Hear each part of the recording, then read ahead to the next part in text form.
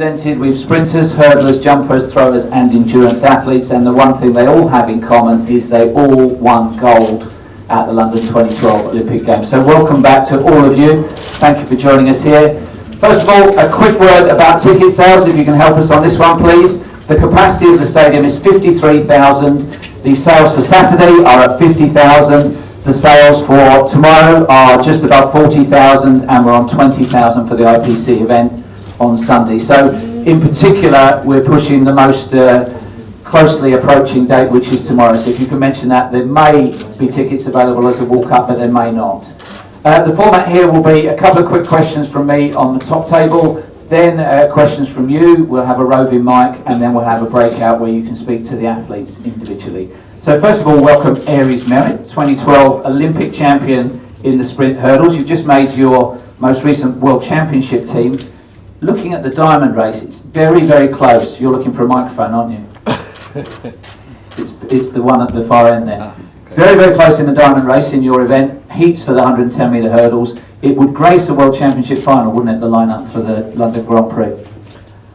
Yeah, as you know, this year the hurdles is a really exciting event, as they are in most years. There's a lot of athletes that are running incredibly fast, and so the race should be very exciting. And we're trying to give people just slightly unusual things about the athletes that are represented here. You've changed your stride pattern. You go back to World Juniors in 2004 and you've changed your stride pattern on the hurdles. That must be like a golfer trying to change their swing, isn't it? Yeah, changing your steps is kind of like trying to write with your left hand when you're right-handed. And so that's like the best analogy I can give. But changing my steps was an evolution of the event. All the hurdlers nowadays are doing 7 steps to the first hurdle. And so you'll see it a lot more frequently now.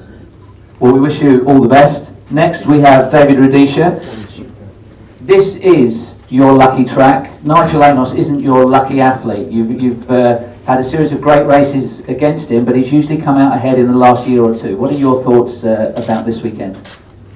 Well, first of all, I'm really happy, to be back to a track that actually I did very well in 2012, and since then I haven't been really back to my form because of disappointed here and there, but I'm looking forward for another good race, and I know that I'm going to do my best. Unusual fact about you, you have a 5.5-year-old daughter, the apple of your eye. You're her hero, but she has no intentions whatsoever of getting involved in running. Is that true? Yeah, kids can be funny. And, normally when I'm doing my training, she likes sometimes joining me doing exercises. But I asked her one time, will you love to be an athlete like me? And she said, definitely no. Lovely. Let's turn to Sanya Richards-Ross, Olympic champion in the sprint hurdles. Let's get your unusual background out of the way first of all. You've got a sideline business in Austin in hair extensions and nails. Tell us a little bit about that.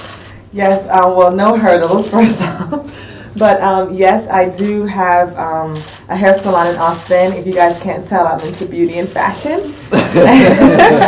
And so my sister and I started a business about 5 years ago where we have full service salon, and we also sell hair extensions, so that's why I'm always so fly. Very fly. So about mentioning hurdles, you're the most sub-50 performances at all time under 400, but you've had a bit of an in and out season so far in the diamond race. This is a pretty crucial weekend for you, isn't it? Yeah, this season has been a tough learning curve for me. You would think after 13 years pro I would have it figured out, but having to kind of change my training a bit as I'm getting a little bit older, I felt like I overtrained this season and had some races that were good, but most of my races weren't so great. So I've been making some adjustments, but really happy to be back here. I love competing here. I'm so excited to go on the Olympic Stadium. Again, we were in Miles End yesterday at the training center, and just nostalgia, just great energy. So running the 200 here, want to get back to some speed work and just continue to get ready for next year. Let's turn to Valerie Adams. Your two unusual facts. I think most people in the room are aware your father's British, so you'll get a great reception. There's the Commonwealth thing going on, but this is a great venue for you as well, isn't it? Yeah, definitely. It's good to be back here in London. I always loved competing here back in 2012, and then I've also had a couple of good meetings here with the Diamond League. It's great to have the support of the crowd, and yes, my dad is English. He's actually from Bristol, so I've still got that little bit. And you're looking to restart a win sequence, having recently lost that unbroken sequence. In some respects, was that a weight off your back because you'd gone so many years and so many competitions undefeated? I think it's a risk that you take after coming back from surgery. I've had my elbow and my shoulder done end of last year after the season, so it's just been a very long and rocky road for me, although I am looking forward and making sure that I am in the best position possible for next year, really, which is the bigger goal for us. But it has been a massive learning curve. I am a lot older now, so the body takes a little bit longer to heal, although in saying that, I'm very happy and very humbled to be here and looking forward to Saturday's competition. And yesterday, I think you went to see Book of Mormon, or earlier in the week. I saw it the previous week. Did you enjoy it as much as I did in the West End? It was funny. It was good. It was quite intense language, but it was a good laugh. Renaud Lavillenie, how is your form going into this competition? You looked as though on a still photograph in one of your leaps in Monaco, you cleared 6.5 metres on a 590 attempt. What's your perfect vault, do you think?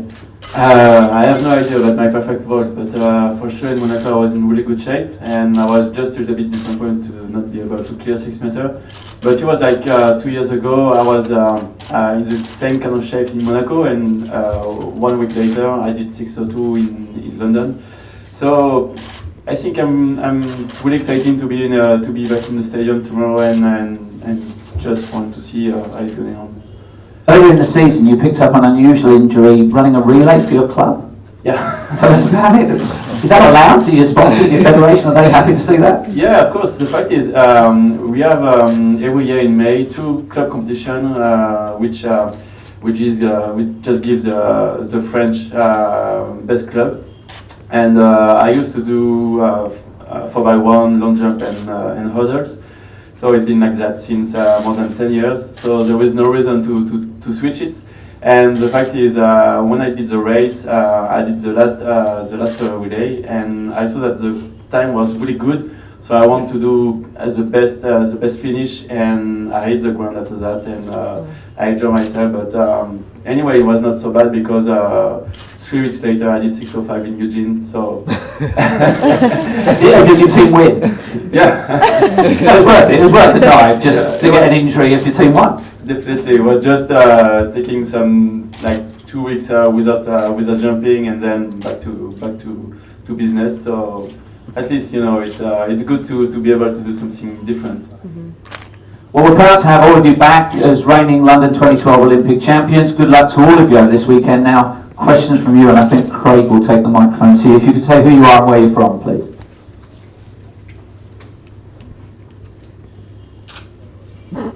Great, thank you very much. Anybody? Okay, well if you're... Oh, there's one here, yeah. Quick question for David. Can you tell us about the race in Lausanne and the fact that you were pretty strong till the end and that almost gets you at the end? Yeah, actually, I planned to run that strong, push from after the bell as usual. But coming down the back straight, I think I pushed a little bit too much. So toward the last 100 is when I felt like there was a lot of lactic acid building up. But I think it's because of the type of training that we have been doing. We haven't really gone back to really good sprint because of the problem we have been having with the knee problem. We have been avoiding 200, 100 session, which actually is good for the sprint and for the lactic. So for the last few weeks we have been trying to go down a little bit, which we are confident that also might help.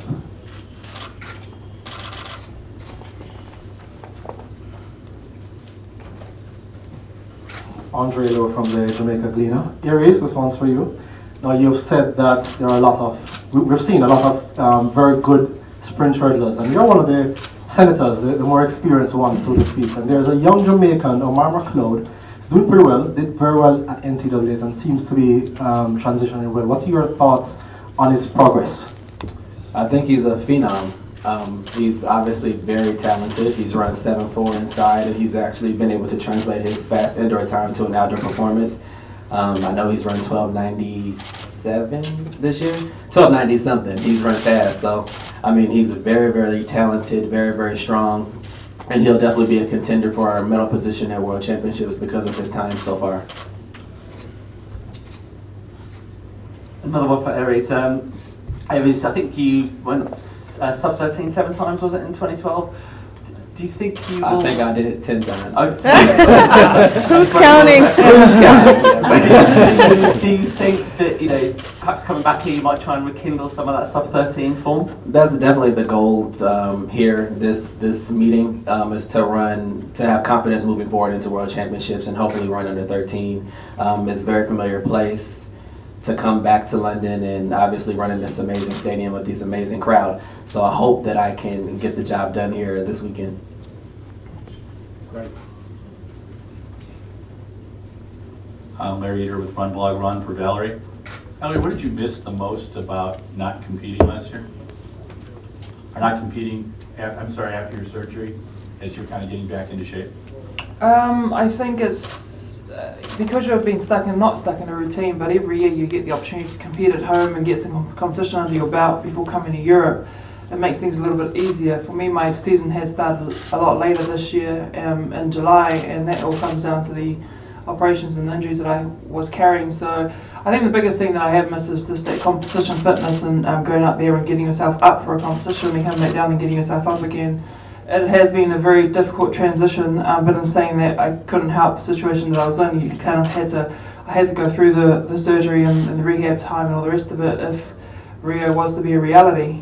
So at the end of the day, this year was kind of one of those years where you have to feel things out, get your confidence back, because it was my right arm that they moved the ulnar nerve, and making sure that we're in the best possible position to start the build up to Rio next year. You know, World Champs is important. I have won it 4 times, however, but Rio, on the other hand, is the biggest goal here. So we've done whatever we can to try and make ends meet, as you would say, for now. But next year is a bigger goal.